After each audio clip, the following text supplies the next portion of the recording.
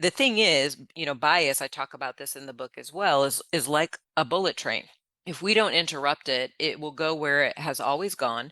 It will pick up who it has always picked up, and it will ignore those it has always ignored. And so we have to stop some of these processes in their tracks and ask new questions, right? And incorporate new ideas and bring up new people. That's the only way we're going to shift the conversation from it essentially just being based in people's gut instincts. Welcome to You Belong in the C-Suite podcast. You are ambitious in life and in your career, but something is missing. You want to bring more of your passion to what you do. Because let's be honest, you pour a ton into your work, and it needs to mean more. I'm your host, Laura Eigel. I'm a mom, wife, PhD, coach, advocate, introvert, and indoor rowing fanatic. I'm passionate about living a life that's in line with my values. We'll give you the actionable tips and tools you need to lead with your values, make a difference, and have career success. The world needs more diversity and authenticity in the top jobs at organizations. Your leadership belongs there. You belong in the C-Suite. Hi there, friends. My first book, Values First: How Knowing Your Core Beliefs Can Get You the Life and Career You Want, is now out in the world. Thank you so much for your support of the book. With your help, we are a #1 Amazon bestseller in the business ethics category and a #1 new release for time management in business and business etiquette. I have poured my heart into this book with personal stories and stories from my coaching clients using the Values First framework. Between the constant pressure of job performance and demands on your time, it's easy to lose sight of your values, letting them shift out of alignment. Those simple misalignments are keeping you from feeling joyful and fulfilled. Learn how to recenter your life and career around what truly matters to you. Order Values First now at your favorite independent bookstore or at Barnes & Noble or Amazon. I want to make sure that you are the first to know about every book activity that we have in store, including virtual and in-person events. Stay up to date by joining our list at thecatchgroup.com/valuesfirst. That's thecatchgroup.com/valuesfirst.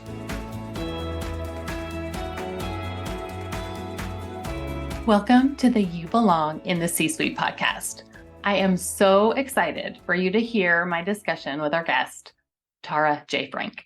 Jaye Frank is an equity strategist who has advised and educated thousands of Fortune 500 executives across multiple industries and large member organizations. Her work, fueled by a deep belief in the creative power and potential of everyone, focuses on building bridges between people, ideas, and opportunity.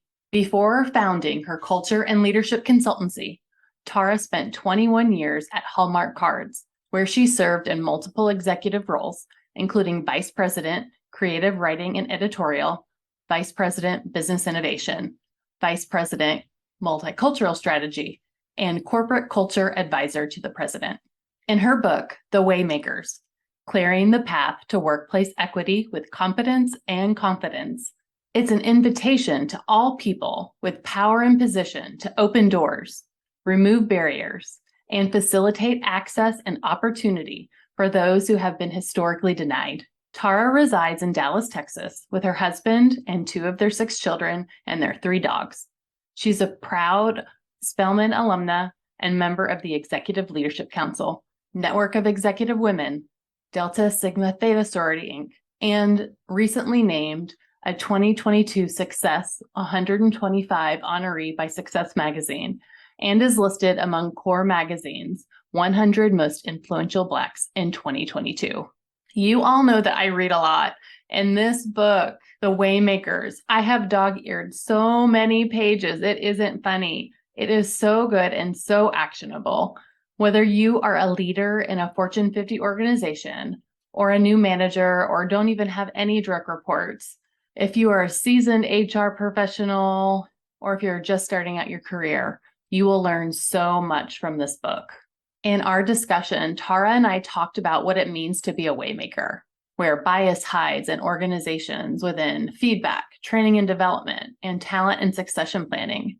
We talked about how important it is for people with power in an organization to give others without the power more insight, access, and opportunity. Specifically, we peeled back the layers to give more insight on the talent planning process and what happens in those succession planning conversations, and how important it is to interrupt bias in those rooms. We also talked about sponsorship and mentorship at the individual and organizational level, and we talked about the boundaries that you need as a waymaker and boundaries that Tara has successfully utilized in her consulting work. Let's get started.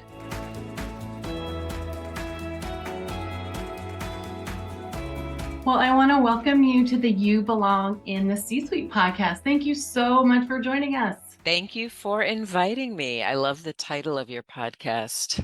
Thank you. Yeah, we're excited to have you here. I'm a fan of the book. I want to jump into it, but before we do, I'd love for you to tell the audience a little bit more about you and your story. Thank you, first of all, about the book. Everybody asks me about my story, and lately it's what's your origin story, etc. As you can imagine, the story is pretty expansive, but I will try to truncate it. I now am really focused on leadership and culture consulting, right? That's kind of the way I think about it. Since writing The Waymakers, I've been wholly focused on leadership capacity building, doing a little bit less of that comprehensive, diversity, equity, and inclusion strategy, and just more focusing on helping high-level leaders, all the way down through middle managers, and honestly, allies, individual contributors, figure out what it looks like in real time, to lead more equitably and inclusively. But before that, I spent 21 years at Hallmark Cards. I started my career as a greeting card writer, which people always find fascinating. And then I kind of grew up relatively quickly, into leadership at Hallmark. I became a manager of people at 25 years old. I was promoted into executive leadership at 29. I led creative writing and editorial for a bit. I led business innovation. I designed and stood up a multicultural center of excellence, which was really an embedment arm designed to help all of our consumer facing divisions better understand how America was changing, and then create solutions to meet those emerging needs. And my last role at Hallmark was as corporate culture advisor to the president and the CEO. And then I decided to kind of start my own firm so that I could initially focus on leadership development. And when I say that, I mean really with an emphasis on women and people of color. What I learned relatively quickly is that in many cases, the women and the Black and brown people total didn't necessarily need to be developed. They needed to be better understood, more respected, more enabled, right? And essentially more supported. And so once those themes started popping for me pretty powerfully, I shifted my focus from trying to develop the people who need more support to developing people who need to give more support. And that's really where I find myself today. I love that difference right there that you just described. I think that's a knee-jerk reaction of so many companies, right? I'm sure Yes. you've seen it. It's, oh, let's have another group. Let's have another program for these for this group or for that group, this marginalized group, when really it's the people that are all around them that really need the focus. Right. They need the development. I know you have the book, so I want to be redundant for you, but I know people who listening may not have read the book yet. I talk in the book about the power core, right? How in any given entity, you have people in power, and the people in power in corporate America anyway tend to be mostly white and male. Well, in the power core is pretty much everything you need to have a successful career, right? The insight is in the middle. of the power core, those unwritten rules and stakes in the ground, etc. The access is in there, right, to the power networks and the knowledge centers. And then the opportunity is in there, those big client projects, right? Those important bodies of work, those promotions, etc. And the more different you are from the people in power, the further removed you are from that insight, that access, and that opportunity too. So when we say we want to develop, right? Let's say Black women, for instance, who are among those most removed, right, from the power. When we say we want to develop them and we want to create a program, if we don't design that program to provide insight and access and opportunity, it's not a good program, right? It doesn't give them what they really need to be successful, which are, in my experience, those three things. I really love how you described it in that book. And I love the action oriented everything in this book. I feel like waymaking, it's a verb, right? Like you are doing Yes. things, right? And if you're doing it, you are sharing insight, you are sharing access, you are sharing opportunity in everything that you do.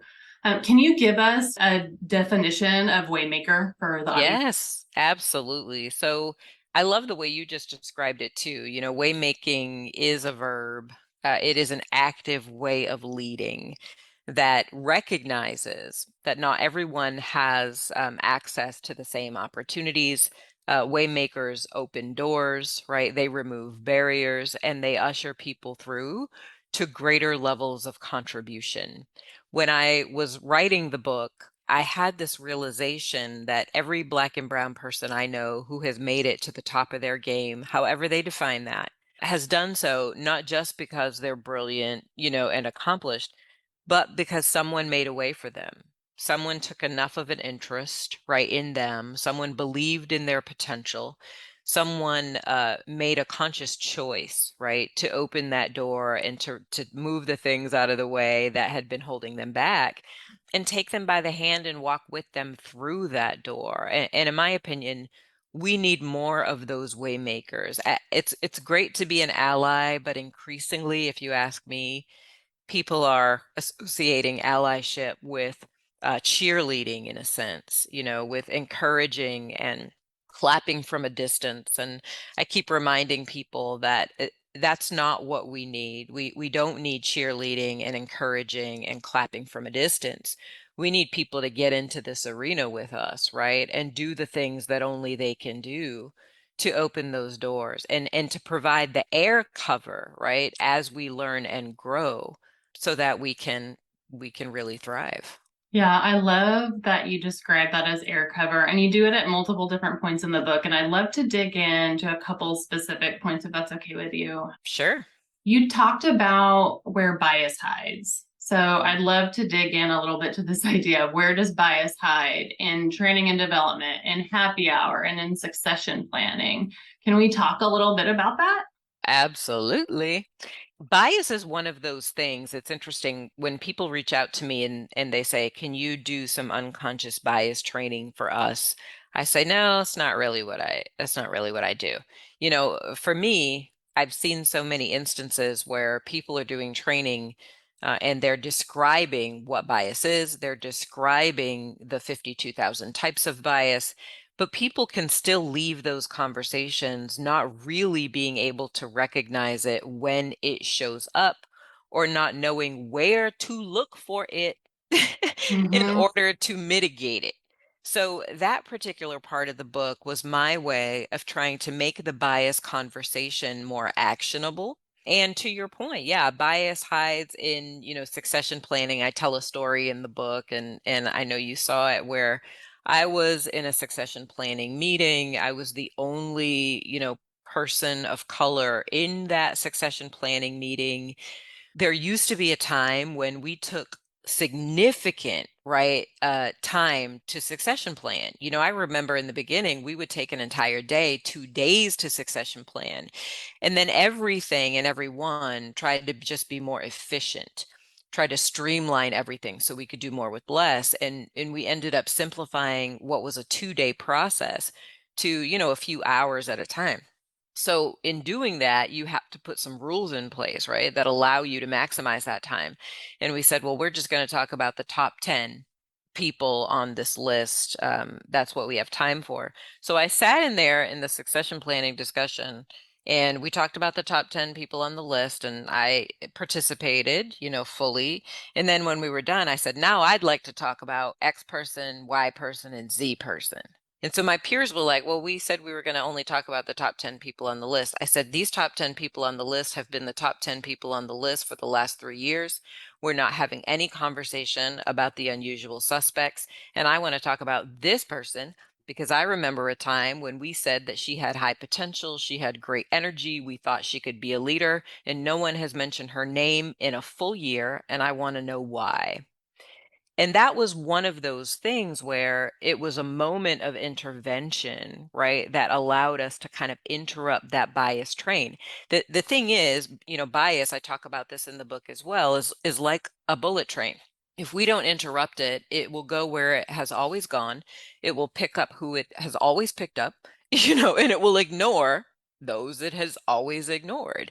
And so we have to stop some of these processes in their tracks and ask new questions, right? And incorporate new ideas and bring up new people.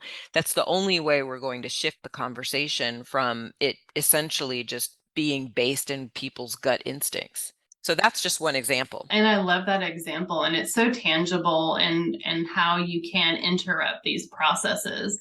Can we provide, to your point of like giving people insight? I'm a seasoned talent management professional, so I know what it's like to be in those rooms. I've sat in those rooms, I've had conversations, I've helped build profiles of the high potentials that we're going to talk about. But I don't think everybody has been in those rooms. Or to your point, the room is smaller or the room is it's just not as long as it was before. Hmm. So the idea of, you used to have a whole day or 2 days of talent planning. Can we talk about what did you love about those days? What are you actually doing in a room as a leader, talking talent? And then we can kind of talk about like what are the places to kind of interrupt too. Yeah, so such a good question. I think every company does it a little bit differently, but essentially it's first defining the universe of opportunity, right? Like leaders in those rooms or on those teams usually first define the universe of opportunity. What are the roles in our organization? Which roles are likely to become available, right, over the next year or 2 years or 3 years? How do we look at each of these roles and identify a few people who might be right for these roles and ripe for these roles, right? Right for these roles, as in they have the skills and experience and knowledge, et cetera, behavior, leadership countenance, if you will, to do this role well. And they also are either ready now or ready in 1 year or ready in 2 years, right? Those are the kinds of lists you're generating as a leader who's walking into a room like that. And so a lot of times people do that by starting with the role, right? Let's talk about this role. Who is on the succession list for this role? Other times they say, bring your top talent into the room and let's talk about each person on this list and which roles they might be, right for and ripe for. So that's the nature of the conversation. And to your point, I mean, bias can hide in almost every single thing I just said. I mean, let's start with how do we define success factors for the role? Oftentimes, our mental model of leadership is based on white men. So if we're defining success factors for a role, certainly there's going to be technical, functional knowledge, et cetera. But we also end up saying things like, well, that's going to be about executive, presence. And we need somebody who really can command and control in that role. And we need right? Things like that, Yes. which are real problematic for me, but we may unpack that later, or people will just have to read the book to see, what more I have to say about it. So one, in how we define what success looks like for a role, bias can hide there. Two, when you tell people bring your top talent, clearly bias is hiding there. We often define top talent by people who remind us of ourselves, Yes. Yes, we do. right? Like Mhm. we think we're amazing. We think that the school we went to is fantastic. We think the region of the, world we grew up in produces the smartest human beings. We think that, our educational or experiential background is the very best background for this particular role or type of work. We think that our ENFP or our INTJ way of thinking and approaching problems is the smartest way to approach them, right?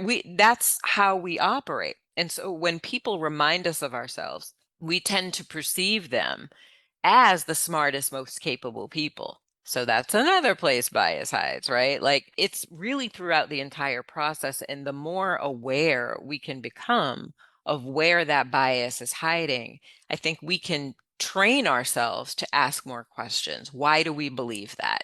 How do we know?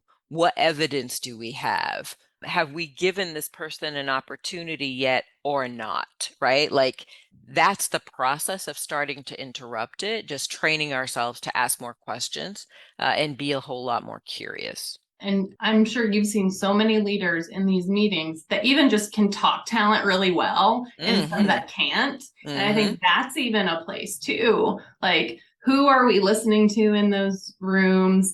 How have they been able to talk about talent? How are they talking about talent? What are people resonating with? Ooh, And that is such a good point. I didn't even talk about that in the book, and I'm sad that I did not. That you just bring up such a crucial point. Who is the representative, right, of the talent? And to what degree do people inherently trust that representative? So whoever they're representing is going to get more points, right? Because of who is doing the representing.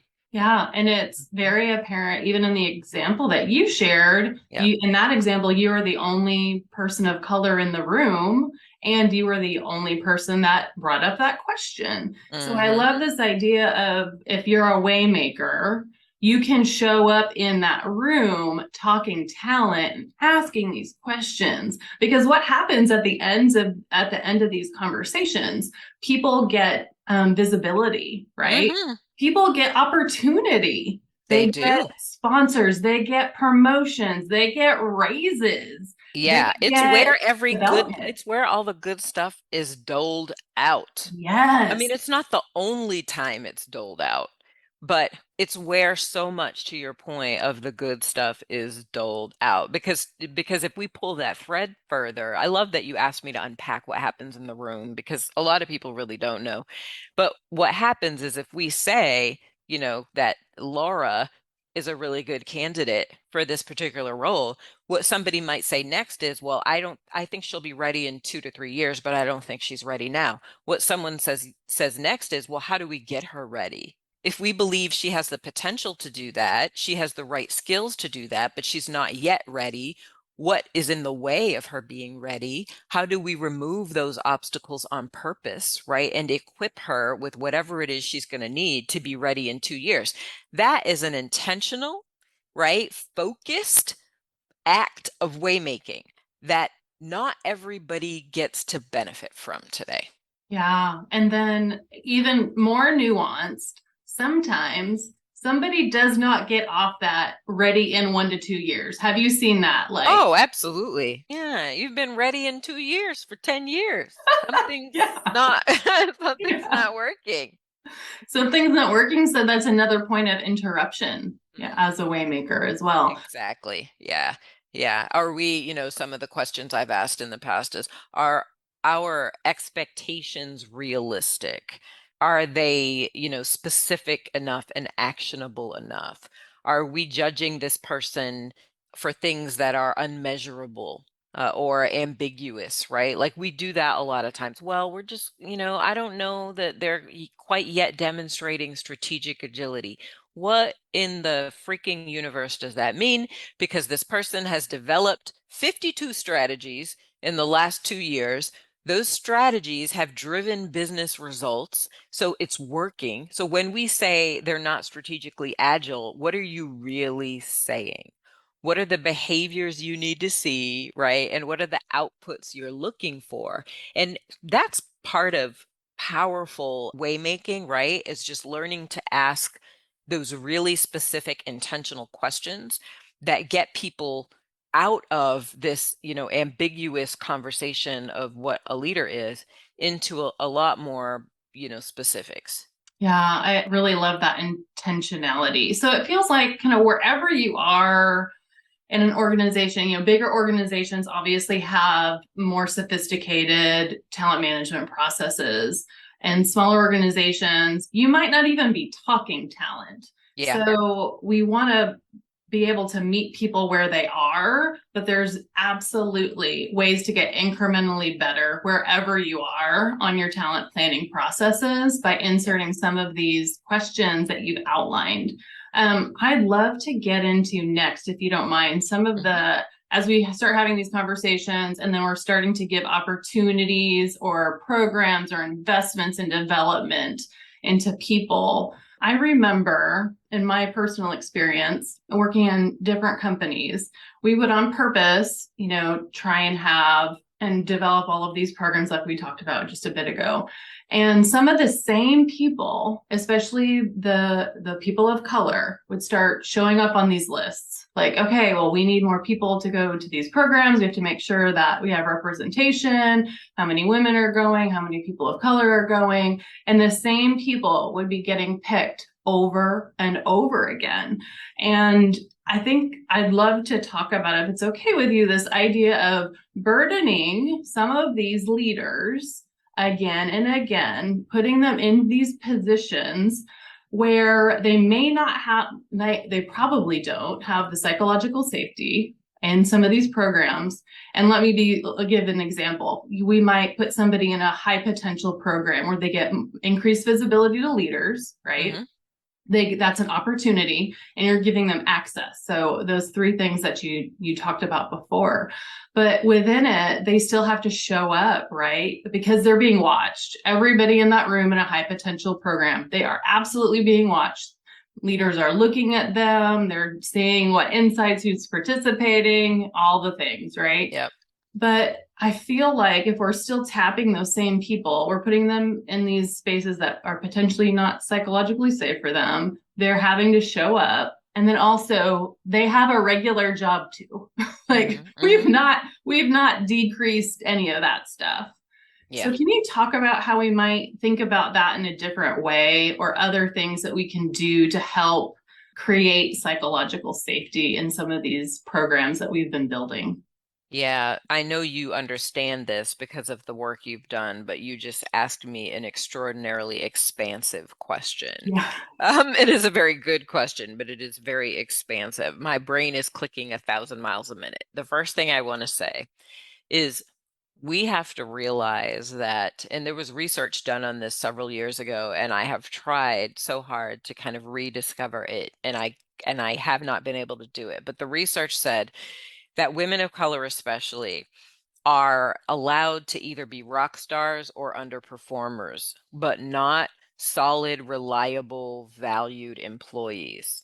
So usually, you know how this goes. You have a talent conversation and you have people folks consider to be, rock stars and people who are having problems performing. And then you usually have a healthy group of people in the middle who are solid and respected and valued, right? And the work they're doing is important and they may never be the CEO, but they're still doing important work and you talk about how to keep them engaged. Well, because a lot of people in environments have so few data points around Black and brown people at work, they end up kind of doing this extrapolation thing. So if I meet one person, if I meet Tara and I think she's incredible, I think she's a rock star. If I meet another Black woman and she's not like Tara, oh, something's wrong. Something's wrong. Yeah. Because Tara, that's what it looks like to be a great Black woman performer. It looks like Tara. So there's, first of all, this problem because where you started was the same people get tapped over and over again. It's the Taras who Yeah. get tapped over and over again, right? Another challenge is if I'm in those kinds of programs over and over again, what's not happening for me? Yeah. Because I should be moving from being in one of these programs to being the person who's selecting other people for these programs. I should not be in these programs year over year over year. So something is not being kind of unlocked there. That's another concern. Yeah. The psychological safety thing, here's what I'll say. I said this in the book, I say this all the time. Whenever there is toxicity or harm, right, in any given environment, the people who are least like those in power feel it first and most acutely. First and most acutely, but they are not the only people who feel it. So in a development program where you might have a couple, you might have an only or one of very few, right, in the room. If the room is not safe in general, they're going to feel it first and most acutely. But other people are going to feel a lack of safety in the room too. So, what I recommend people do in any of these kinds of programs is first establish psychological safety in the very beginning for every single person in the space. And to me, that looks like establishing your guiding principles or rules of engagement. But it can also look like asking everybody in the room, what does great look like for you coming out of this experience? What do you hope and expect to experience? It can also look like helping them get to know each other fast and first before you go deep on certain issues that could hold risk for them, or at least perceived risk, right? These are all the things I do whenever I develop or create a custom program, because I know that without that safety established in the beginning, Yeah. we're not going to really be able to create the kind of momentum for people that we want to create. And because of my lived experience, I understand how important it is, but not everybody does. Yeah, thank you so much for unpacking all of that. It was an expansive question, and you gave so many layers to think about in all of Thank you. that.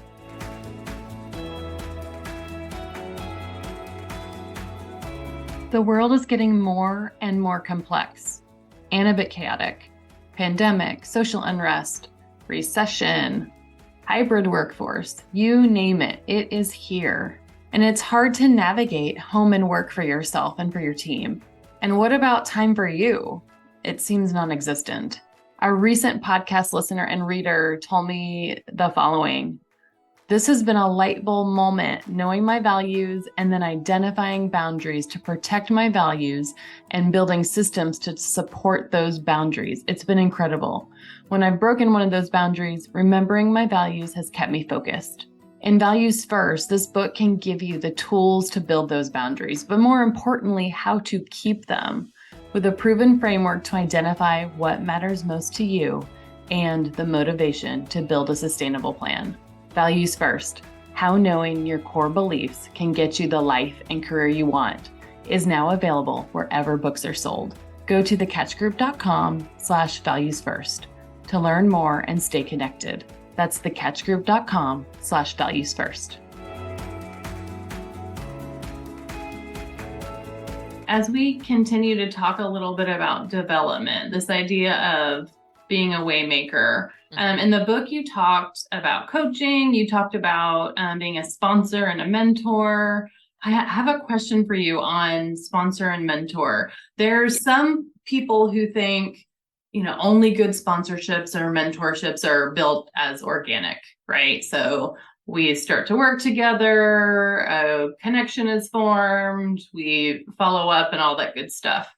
What is your opinion there? As we, talk about bias too, the people that we're mentoring often look like us, often have our same experience as us, right? So how do you reconcile that and build sponsorship, mentorship as a waymaker? Yeah, so you probably already know because you've been in the book that I find this notion that sponsors will tap you on the shoulder at some magical hour when they see you're ready as hugely problematic.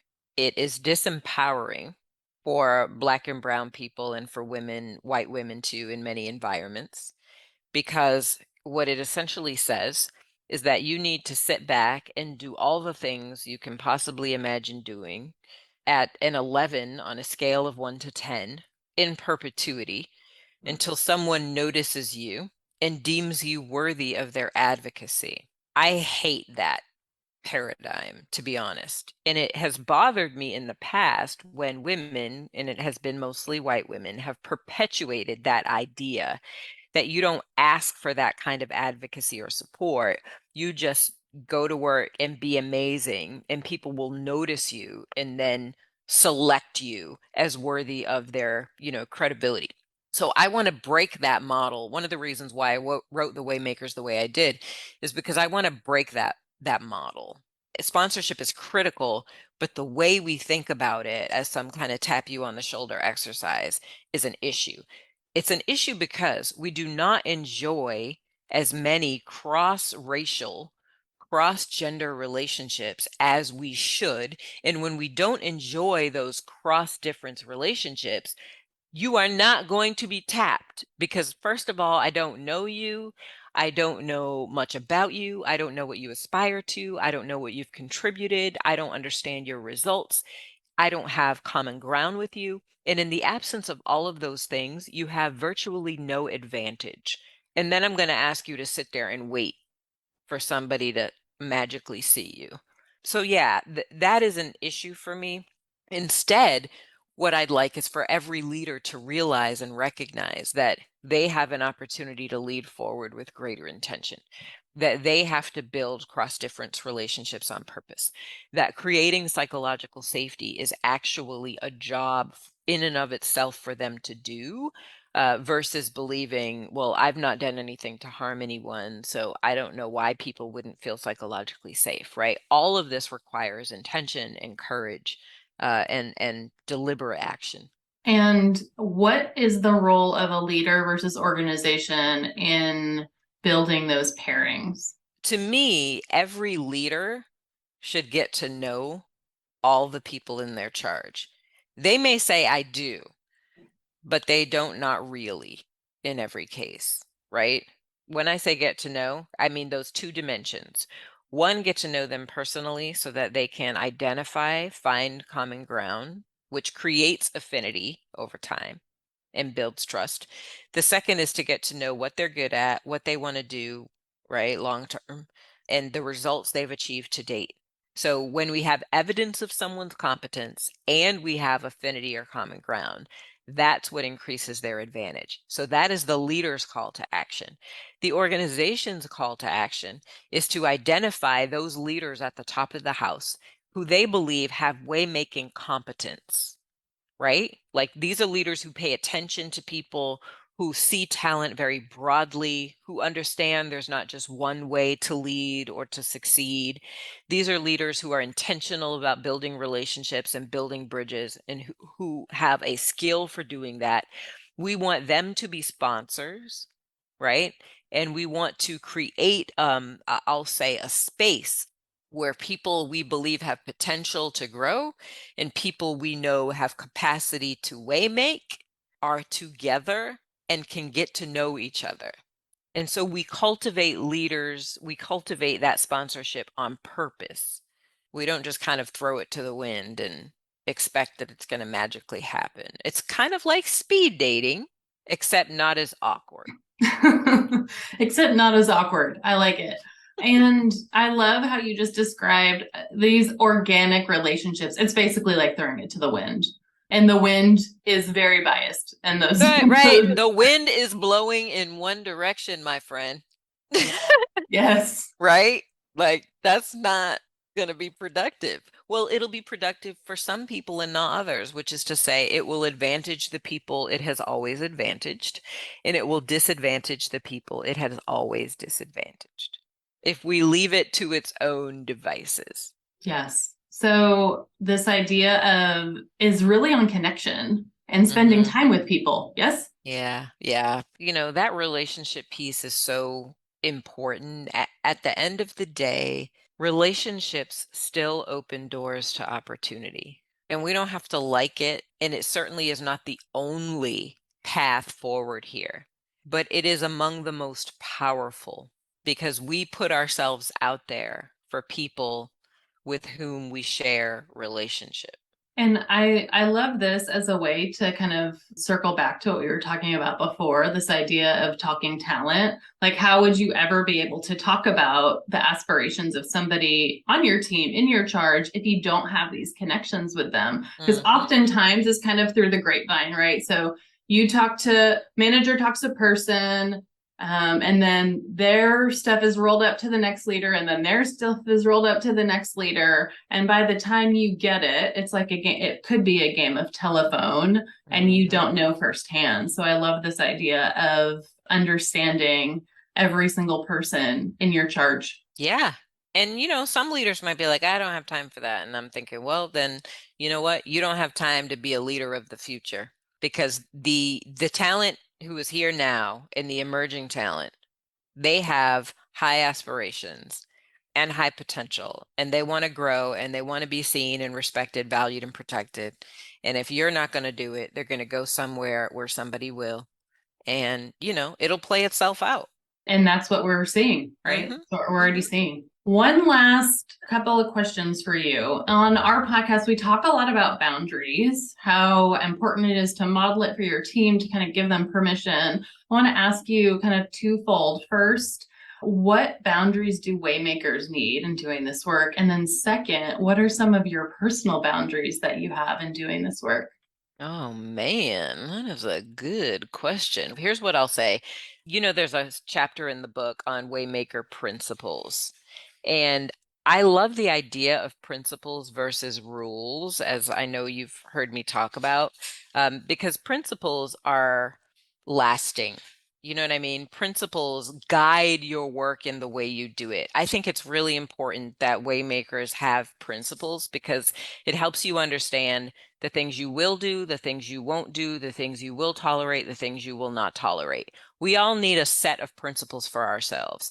I share some in the book, but we can each have our own set of principles. And it's kind of like a North Star. So for me, I do not do work that I don't believe will have an impact on the people I do the work for. So there are two audiences for me. It's one, the leaders who I believe can be equipped, inspired, and encouraged to lead better. And it's, the people who exist on dimensions of difference who need waymakers in their lives and careers in order to be successful. If there is work or something that's popping up that I don't believe is going to meaningfully support or enable either of those groups, I do not do it. So a boundary for me is knowing that I do not have limitless energy. I wish I did, but I don't. And I have to focus that energy in a really intentional way. And another boundary I have in doing this work is that I don't do, it's going to sound really weird, but this is critical work and it's really important. And I won't do it in an organization where the CEO is not all about it. I love that boundary. And how do you know? How do you know at this Well, point? I ask really good Yeah, questions, yeah. right? Like, well, what has your CEO said about this work? Where do they believe you are right now at this point in your maturation journey? What are they concerned about right now? What does great look like to them? If they can't answer any of those questions, I know there's not been any meaningful discussion about it. And, I had somebody one time reach out to me and basically say, I'm looking to hire people who are ethnically and racially diverse relative to the people who are here, and I'm having a hard time. And I said, and they wanted to tap my network essentially, which I get all the time. I'm like, I am not in search, but I get that all the time. So I said, well, tell me more about your firm. And she was telling me, well, our CEO, I don't really know if he believes in it and in diversity, and I do, and I'm passionate and I'm trying to drive it, but he's kind of resistant. And I said, with all due respect, there is no one in my network I would recommend go work at your firm, knowing that your CEO does not believe that diversity is important. So I hear you and I wish I could help, but I can't. I love that It's a story and boundary. that boundary because Hmm. of course you're not going to endorse that and give them I'm not going to send my friends over there. no. Mm-mm. Nope. They just made a different kind of list. of where not to go. Yeah. Yes. Well, I just want to thank you so much for your time and your thought leadership today. It's been a pleasure to share this space with you, and thank you so much. Thank you. I've really enjoyed our conversation. You asked great questions. And again, I appreciate the invitation. Thank you so much. And we are going to put all of the really great ways that you can connect and grab the book in our show notes. And thank you again so much for your time today. I want to thank you so much for listening to the You Belong in the C-Suite podcast. If you are enjoying this content, please remember to rate and review on Apple Podcasts. By leaving a review, you are helping others find this content. We will be featuring 5-star reviews on air in upcoming episodes. Editing and support for the podcast is done by S&E Podcast Management. To get more tips and tools to help you live a life guided by your values, go to thecatchgroup.com. Keep your boundaries and take care.